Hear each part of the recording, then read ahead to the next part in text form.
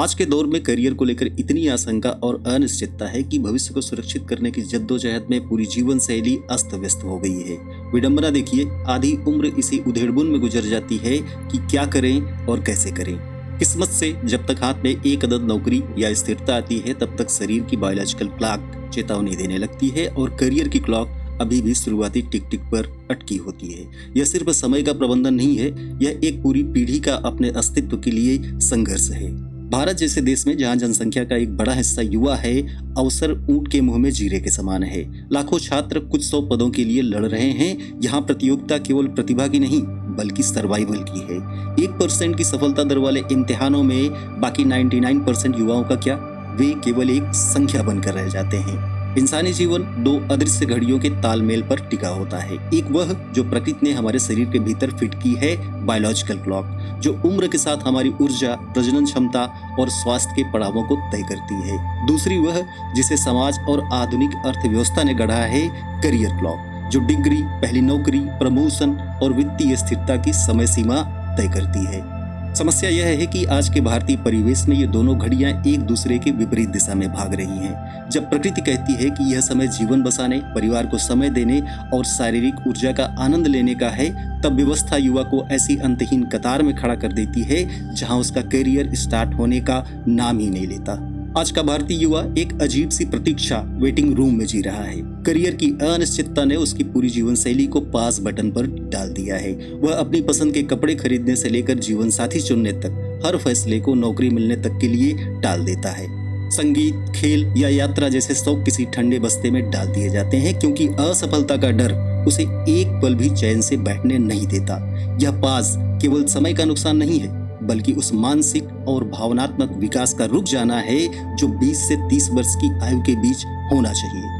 जब एक औसत भारतीय 25 वर्ष की दहलीज पार करता है, तो समाज की बायोलॉजिकल क्लॉक का अलार्म बजने लगता है। घर से शादी का दबाव, ढलते माता पिता की उम्मीदें और समाज के चुभते सवाल उसे घेर लेते हैं। लेकिन उसकी करियर क्लॉक अभी भी शून्य पर अटकी होती है। उसकी जवानी का सबसे कीमती समय जनरल डिब्बों की धक्कम धक्की, सस्ते इलाज के कमरों और परीक्षा केंद्रों की धूल फांकने में बीत रहा है। डॉक्टर कहते हैं कि 30 वर्ष के बाद स्वास्थ्य संबंधी जटिलताएं बढ़ती हैं, लेकिन एक बेरोजगार युवा के लिए जिम जाना या अच्छा खान पान एक विलासिता, लग्जरी बन जाता है। वह चाय और समोसे पर अपनी जवानी काट रहा है ताकि फॉर्म भरने के पैसे बचा सके। सबसे दुखद पहलू यह है कि करियर बनाने की इस जद्दोजहद में जब अंततः सफलता मिल भी जाती है, तब तक जीने की इच्छा और क्षमता दोनों दम तोड़ चुकी होती हैं। जब जेब में पैसे आए तो घुटनों ने साथ छोड़ दिया, जब घर बसाने की हैसियत हुई तो एकांत की आदत पड़ गई। करियर की घड़ी को ठीक करने की सनक में हम उस जैविक घड़ी को भूल जाते हैं जिसकी कोई सर्विसिंग नहीं हो सकती। यह द्वंद्व केवल व्यक्तिगत नहीं, बल्कि एक राष्ट्रीय समस्या है, जहां देश की सबसे ऊर्जावान आबादी सिस्टम की फाइलों और उम्र की सीढ़ियों के बीच कहीं खो गई है। भारत के लिए डेमोग्राफिकल डिविडेंड, जनसांख्यिकीय लाभांश शब्द कागजों पर बहुत सुंदर लगता है, लेकिन धरातल पर यह एक टाइम बम की तरह है। जब एक छोटे से सरकारी पद के लिए विज्ञापन निकलता है, तो आवेदकों की संख्या किसी छोटे देश की जनसंख्या के बराबर होती है। विडंबना देखिए, चपरासी या सफाई कर्मचारी के पद के लिए एमटेक, पीएचडी और एमबीए जैसे डिग्री धारक कतार में खड़े हैं। यह केवल बेरोजगारी नहीं है, यह बौद्धिक बर्बादी है। जब लाखों लोग एक ही दौड़ में दौड़ रहे हों, तो चयन का आधार प्रतिभा नहीं, बल्कि रिजेक्शन छटनी बन जाता है। सिस्टम आपको चुनने के लिए नहीं, बल्कि आपको बाहर निकालने के बहाने ढूंढने के लिए परीक्षा लेता है। युवाओं के करियर की घड़ी को सबसे ज्यादा पीछे धकेलने वाला कारक है संस्थागत भ्रष्टाचार। एक्स पर जब पेपर लीक का हैशटैग ट्रेंड करता है, तो वह केवल एक समाचार नहीं होता, वह उस छात्र की चीख होती है जिसने अपनी जवानी के 3 साल एक अंधेरे कमरे में सिर्फ उस एक दिन के लिए झोंक दिए थे।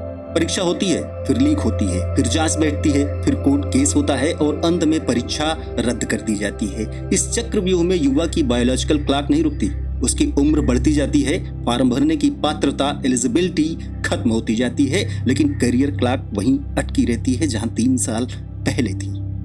भारतीय परिवारों में बच्चा केवल एक व्यक्ति नहीं होता, वह पूरे कुनबे की सामाजिक पूंजी और भविष्य का बीमा होता है।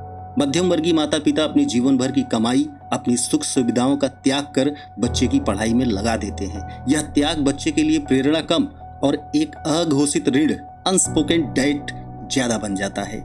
फलाने के लड़के का सिलेक्शन हो गया, तुम अभी वहीं हो, क्या कर रहे हो तुम, आवारागीरी कर रहे हो क्या आजकल तुम। रिश्तेदारों और पड़ोसियों की ये मामूली दिखने वाले सवाल युवा के आत्मसम्मान पर तेजाब की तरह काम करते हैं। यहाँ से शुरू होता है अपनी ही नजरों में घिर जाने का सिलसिला। दिन भर की गहमा गहमी और जद्दोजहद के बाद जब रात को खाने की मेज पर पिता और बेटा आमने सामने बैठते हैं तो वह दृश्य किसी फिल्म के स्लो मोशन जैसा होता है। बर्तनों के टकराने की आवाज उस सन्नाटे को तोड़ने की कोशिश करती है, लेकिन नाकाम रहती है। बेटा अपनी नजरें थाली में गड़ाए रखता है, क्योंकि उसे डर है कि अगर उसने नजरें उठाई तो पिता की आंखों में छिपी उम्मीद और निराशा का मिश्रण उसे अंदर तक छलनी कर देगा। पिता कुछ पूछना चाहते हैं, आज का पेपर कैसा रहा या अगला फॉर्म कब भरोगे, लेकिन वे चुप रह जाते हैं। उन्हें डर है कि उनका एक सवाल कहीं बेटे के घावों पर नमक न छिड़क दे या कहीं उनके शब्दों से दबाव की बू न आ जाए। यह मौन सहानुभूति का भी है और असहाय होने का भी। पिता कमरे के बाहर से गुजरते हैं, बेटे को किताबों में डूबा देखते हैं और बिना कुछ कहे आगे बढ़ जाते हैं। वह रुकना चाहते थे, कंधे पर हाथ रखकर कहना चाहते थे कि घबराओ मत, मैं हूं ना, लेकिन मध्यम वर्गीय संस्कारों की मर्यादा और पुरुषत्व का झूठा अहंकार उन्हें रोक लेता है। बेटा भी अपनी उलझनें साझा करना चाहता है। वह बताना चाहता है कि पापा, मैं अपनी जवानी इस कमरे के घुटन में नहीं बिताना चाहता, मैं हार रहा हूं। लेकिन वह चुप रहता है ताकि वह और कमजोर न दिखे। यह सन्नाटा केवल शब्दों की कमी नहीं है, यह उस अपराध बोध, गिल्ट का बोझ है जो दोनों महसूस करते हैं। बेटे को लगता है कि वह अपने पिता की ढलती उम्र का सहारा बनने के बजाय अभी भी उनकी कमाई का एक हिस्सा फॉर्म और किताबों पर खर्च कर रहा है। उसे अपने अस्तित्व पर शर्मिंदगी महसूस होने लगती है और पिता को लगता है कि शायद वे अपने बेटे को वह सिस्टम या मंच नहीं दे पाए जहां वह अपनी काबिलियत साबित कर पाता। वे समाज के तानों से अपने बेटे को बचाने में खुद को असमर्थ पाते हैं। घर के छोटे से गलियारे में जब पिता और उसके बच्चों का आमना सामना होता है तो अचानक से एक दूसरे के जूते देखने लगना या दीवार पर टंगी घड़ी को निहारना, यह उस असहजता का चरम है। यह मौन बताता है कि करियर की अनिश्चितता ने न केवल एक युवा का भविष्य छीना है, बल्कि एक पिता और उसके बच्चों के बीच के उस सहज और प्रेमपूर्ण रिश्ते को भी ऑफिस की फाइल जैसा औपचारिक बना दिया है। जब करियर की घड़ी थम जाती है तो दिमाग के भीतर विचारों का शोर असहनीय हो जाता है। युवा को इस बात का डर नहीं होता कि वह बेरोजगार है, उसे डर इस बात का होता है कि वह असफल घोषित कर दिया गया है। यह डर उसे धीरे धीरे एंजाइटी और गहरे अवसाद, डिप्रेशन की ओर धकेलता है। प्रतियोगी परीक्षाओं की तैयारी के नाम पर युवा खुद को एक कमरे में कैद कर लेता है। वह दोस्तों से कट जाता है, शादियों में जाने से कतराता है, समाज से कट जाता है क्योंकि उसे जवाब देने से डर लगता है। यह सामाजिक अलगाव मानसिक बीमारियों की जड़ है। अपनी बायोलॉजिकल क्लॉक को नजरअंदाज कर वह रात भर जागता है, पढ़ाई करता है। तनाव के कारण होने वाला कार्टिसोल हार्मोन का असंतुलन उसे समय से पहले बूढ़ा और बीमार बना रहा है। एक तरफ सपने हैं, दूसरी तरफ ढलते हुए माता पिता का सहारा बनने की जल्दी। जैसे जैसे उम्र 25 से 30 फिर उसके आगे बढ़ती है, घर की जिम्मेदारियां बढ़ने लगती हैं। छोटी बहन की शादी, पिता की लाचारी या किसी बीमारी का इलाज, ये सब चीजें युवा को अंदर से तोड़ देती हैं। वह अपनी पसंद के क्षेत्र में हाथ आजमाने का जोखिम नहीं ले पाता क्योंकि उसे पता है कि उसके पीछे कोई सेफ्टी नेट नहीं है। वह अपनी प्रतिभा की बलि चढ़ाकर किसी भी ऐसी नौकरी की तलाश में लग जाता है जो बस खर्चा निकाल सके। यह एक ऐसा चक्रव्यूह है जहां युवा जितना बाहर निकलने की कोशिश करता है उतना ही धंसता जाता है। 30 से 35 साल की उम्र में भी जब किसी से परिचय होता है तो वह खुद को स्टूडेंट या एस्पिरेंट कहता है। यह शब्द उसके लिए एक पहचान नहीं बल्कि एक घाव बन जाता है। जब वह अपने साथ के उन लोगों को देखता है जो शायद उससे कम काबिल थे लेकिन सिस्टम की कृपा या किस्मत से सेटल हो गए, तो उसके भीतर व्यवस्था और खुद के प्रति घृणा पैदा होती है। जहां एक लड़के के लिए 30 साल की उम्र केवल करियर की चिंता लाती है, वहीं एक शिक्षित और महत्वाकांक्षी युवती के लिए यह उम्र एक सामाजिक और जैविक युद्ध क्षेत्र बन जाती है। उसे न केवल एक अच्छी नौकरी चाहिए बल्कि उसे अपनी प्रजनन क्षमता और विवाह योग्य उम्र के उन पैमानों पर भी खरा उतरना है जिन्हें समाज ने सदियों पहले तय किया था। एक युवती के लिए सेटल होने का मतलब अक्सर अच्छी नौकरी नहीं बल्कि एक अच्छे घर में शादी माना जाता है। जब वह प्रतियोगी परीक्षाओं की तैयारी के लिए एक साल मांगती है तो हर बीतता साल उसके माता पिता के माथे पर चिंता की लकीरें गहरी कर देता है। उसे बार बार याद दिलाया जाता है कि पढ़ाई तो तुम शादी के बाद ही कर सकती हो, जबकि सब जानते हैं कि यह एक बड़ा झूठ है। मेडिकल साइंस कहता है कि 30 वर्ष के बाद महिलाओं के लिए मातृत्व में जटिलताएं बढ़ सकती हैं। यह वैज्ञानिक तथ्य अक्सर युवा लड़कियों के लिए एक मानसिक फंदा बन जाता है। वह लाइब्रेरी में बैठकर इतिहास के पन्ने पलट रही होती है, लेकिन उसके दिमाग के एक कोने में अपनी उम्र का घटता हुआ फर्टिलिटी ग्राफ चल रहा होता है। यह तनाव उसे अपनी प्रतिभा के साथ न्याय करने से रोकता है। सोशल मीडिया पर दूसरों की सफल और खुशहाल जिंदगी जो अक्सर बनावटी होती है, उसे देखना बेरोजगार युवा के घावों पर तेजाब का काम करता है। इंस्टाग्राम पर किसी दोस्त की वेकेशन फोटो या लिंक्डइन पर किसी की नई नौकरी का अपडेट उसे गहरे अवसाद में धकेल देता है। वह खुद को पीछे छूटा हुआ फोमो महसूस करने लगता है, जिससे उसकी तैयारी की एकाग्रता भंग हो जाती है। मानसिक स्वास्थ्य का यह संकट केवल उस युवा का व्यक्तिगत मामला नहीं है। यह एक ऐसी पीढ़ी तैयार हो रही है जो भीतर से थकी हुई, डरी हुई और हताश है। यदि इस दबाव को कम नहीं किया गया तो हम एक बौद्धिक ऊर्जा को नहीं बल्कि एक पूरी संवेदना को खो देंगे। अब हम उस विषय पर आएंगे कि कैसे इस हताशा और खालीपन का फायदा उठाकर व्यवस्था इसे धार्मिक और जातीय मोड़ देती है, ताकि असली सवालों की गूंज को शोर में बदला जा सके। जब सत्ता से रोजगार, पेपर लीक और लचर शिक्षा व्यवस्था पर सवाल पूछे जाते हैं तो अक्सर जवाब की जगह एक नया नैरेटिव विमर्श थमा दिया जाता है। शासन अक्सर स्वरोजगार और छोटे ऋणों के आंकड़ों के पीछे बड़े पैमाने पर हो रही बेरोजगारी को छिपाने की कोशिश करता है। विडंबना यह है कि जिस देश का युवा वैज्ञानिक या अधिकारी बनने का सपना देखता है, उसे पकोड़े तलने को कैरियर चॉइस के रूप में पेश किया जाता है। यह शासन की नीतिगत हार नहीं बल्कि उसकी नीयत की अनदेखी है। जब बेरोजगारी का गुस्सा सड़क पर आने लगता है तो सत्ता तंत्र बहुत ही चालाकी से विभाजन का कार्ड खेलता है। युवा जब खाली जेब और बढ़ती उम्र पर सवाल उठाता है तो उसे जातीय गौरव या धार्मिक खतरे के अफीम का सेवन कराया जाता है। अचानक से समाज में जातीय समीकरणों को हवा दी जाती है। युवाओं को आपस में ही लड़ा दिया जाता है। आरक्षण बनाम सामान्य या एक जाति बनाम दूसरी जाति। इस शोर में नौकरी कहाँ है, अवसर कहाँ है वाला बुनियादी सवाल कहीं दबकर रह जाता है। दुनिया में इतिहास की प्रासंगिकता इसलिए है कि ये बताता है कि हम कहां से आए, किन संघर्षों से गुजरे, किन भूलों से सीखा और किन मूल्यों ने सभ्यताओं को आगे बढ़ाया। यह बताता है कि सभ्यताएं कैसे बनी, कैसे टूटी, कौन सी गलतियां विनाश का कारण बनी और कौन से मूल्य मानवता को ऊंचा उठाते हैं। इतिहास स्मृति है, चेतावनी है और दिशा है, ताकि वर्तमान अधिक समझदार हो और भविष्य अधिक मानवीय। परंतु जब इतिहास को तथ्यों की बजाय भावनाओं की आग में झोंक दिया जाता है, जब उसे सीख की जगह बदले का औजार बना दिया जाता है, तब वही इतिहास विभाजन की रेखाएं गहरी करने लगता है। चुनिंदा घटनाओं को उभार कर, संदर्भों को तोड़ मरोड़ कर यदि नफरत की राजनीति को हवा दी जाए तो इतिहास ज्ञान नहीं हथियार बन जाता है। हमारे देश में इतिहास को अक्सर एक हथियार की तरह इस्तेमाल किया जाता है कि कैसे अतीत की चुनिंदा घटनाओं को उभार कर वर्तमान में अलगाव, वैमनस्यता और नफरत को बढ़ाया जाए। सच्चाई यह है कि इतिहास का उद्देश्य दीवारें खड़ी करना नहीं बल्कि पुल बनाना है। वह हमें यह सिखाने के लिए है कि हमने अतीत में कहाँ गलती की, ताकि हम उसे दोहराए नहीं, बल्कि एक अधिक न्यायपूर्ण, समरस और संवेदनशील समाज की रचना करें। इसका सबसे दुखद पहलू यह है कि जिन युवकों को आगे आकर इसका विरोध करना चाहिए, वो ही इसके प्रबल समर्थक बना दिए गए हैं और इसका परिणाम भी सामने है, लेकिन हम देखना नहीं चाहते। आज के दौर में जिस युवा शक्ति को देश के इंफ्रास्ट्रक्चर और इनोवेशन में लगना चाहिए था, उसका एक बड़ा हिस्सा सोशल मीडिया ट्रोल आर्मी में बदल दिया गया है। बेकारी और खालीपन के कारण युवाओं में जो गुस्सा है, उसे ध्रुवीकरण के जरिए किसी विशेष समुदाय, जाति या विचारधारा के खिलाफ मोड़ दिया जाता है। युवा को लगता है कि वह अपने विचार या जाति की रक्षा कर रहा है, जबकि असल में वह उन लोगों की रक्षा कर रहा होता है जो उसे रोजगार देने में विफल रहे हैं। सरकारें विज्ञापनों में करोड़ों खर्च करती हैं ताकि यह दिखाया जा सके कि सब कुछ ठीक है, लेकिन धरातल पर परीक्षाएं रद्द होती रहती हैं।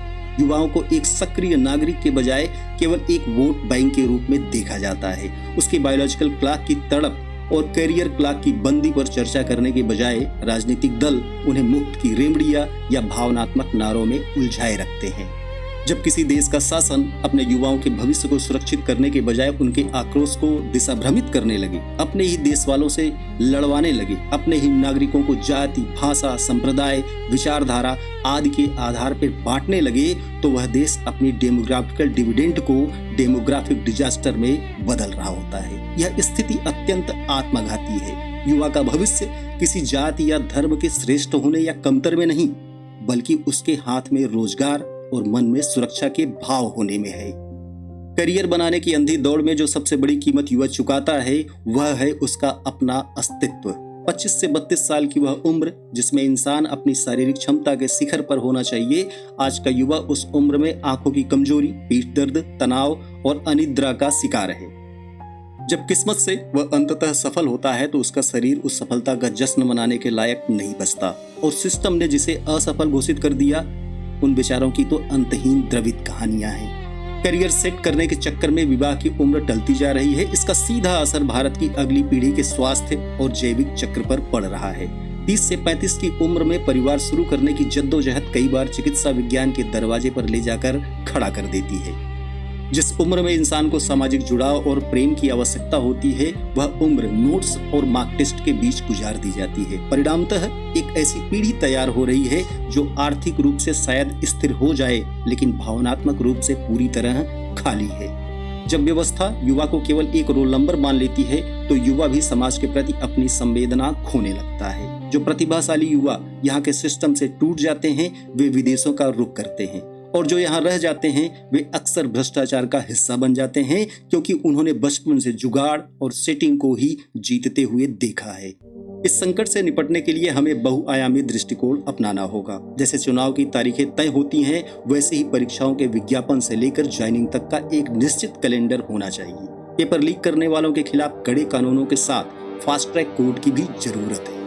डिग्रियां केवल कागजों का ढेर न हो, बल्कि उनमें वास्तविक कौशल, स्किल हो, ताकि युवा केवल सरकारी नौकरी के भरोसे अपनी बायोलॉजिकल क्लॉक न गंवाए। शिक्षण संस्थानों में करियर काउंसलिंग के साथ मेंटल हेल्थ सपोर्ट अनिवार्य होना चाहिए। सफलता को अंत नहीं, बल्कि एक पड़ाव मानने की संस्कृति विकसित करनी होगी। युवाओं को यह समझना होगा कि राजनीति उन्हें बांटने की कोशिश करेगी, जाति और धर्म की जाल बिछाएगी, लेकिन उनका सबसे बड़ा धर्म और जाति उनका अपना भविष्य है।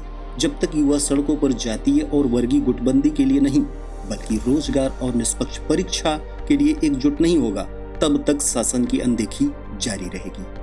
करियर की घड़ी जरूरी है, लेकिन अपनी जैविक घड़ी बायोलॉजिकल क्लॉक को नजरअंदाज करना आत्मघाती है। जीवन केवल नौकरी पाने का नाम नहीं, बल्कि जीने का नाम है। आज का युवा एक दो राह पर खड़ा है। एक तरफ उम्मीदों की ढलती शाम है और दूसरी तरफ संघर्ष की लंबी रात। यह प्रेजेंटेशन केवल समस्याओं का पुलिंदा नहीं, बल्कि एक चेतावनी है। यदि हमने अपने करियर क्लॉक और बायोलॉजिकल क्लॉक के बीच के इस तालमेल को नहीं सुधारा, तो हम केवल बेरोजगारों की फौज नहीं, बल्कि एक बीमार और हताश राष्ट्र की नींव रख रहे होंगे। अब समय आ गया है कि हम सिस्टम से सवाल पूछें, राजनीति के छलावे को पहचानें और अपनी जवानी को उन कतारों में गलने से बचाएं जहां सपनों की कोई उम्र नहीं होती है। आज जब हम इस चर्चा को समाप्त कर रहे हैं, तो एक सवाल अपने साथ लेकर जाइए। क्या हम एक ऐसे समाज का निर्माण कर रहे हैं जहां एक युवा की पूरी जवानी केवल पात्रता, एलिजिबिलिटी साबित करने में बीत जाएगी? हमने समझा कि पेपर लीक और सिस्टम की विफलता केवल प्रशासनिक कमियां नहीं, बल्कि लाखों सपनों की सामूहिक हत्या है। जब शासन की अनदेखी को छिपाने के लिए जातीय और धार्मिक ध्रुवीकरण का सहारा लिया जाता है, तो नुकसान किसी एक पार्टी का नहीं, बल्कि पूरे देश के भविष्य का होता है। याद रखिए, करियर एक दौड़ हो सकती है, लेकिन जीवन एक उत्सव है। अगर सिस्टम आपकी करियर क्लॉक को रोक रहा है, तो अपनी बायोलॉजिकल क्लॉक और मानसिक शांति को उसके हवाले मत कीजिए। अपनी ऊर्जा को नफरत की राजनीति में खपाने के बजाय जवाबदेही और सुधार की मांग करने में लगाइए। वक्त आ गया है कि हम अपनी पहचान किसी जाति या वोट बैंक में नहीं, बल्कि अपनी काबिलियत और अधिकारों में ढूंढें। क्योंकि अगर आज का युवा खामोश रहा, तो आने वाली पीढ़ियां केवल उन कतारों में खड़ी मिलेंगी जिनका कोई सिरा नहीं होता, और उन परीक्षाओं की तैयारी करेंगी जिनका कोई परिणाम नहीं होता। अपने सपनों को बचाइए, अपनी सेहत को बचाइए, और सबसे जरूरी अपनी सोच को किसी भी एजेंडे का शिकार होने से बचाइए। मिलते हैं अगले वीडियो में। अच्छा लगा वीडियो तो सब्सक्राइब जरूर कीजिएगा, शेयर कीजिएगा। Thank you, thanks for watching.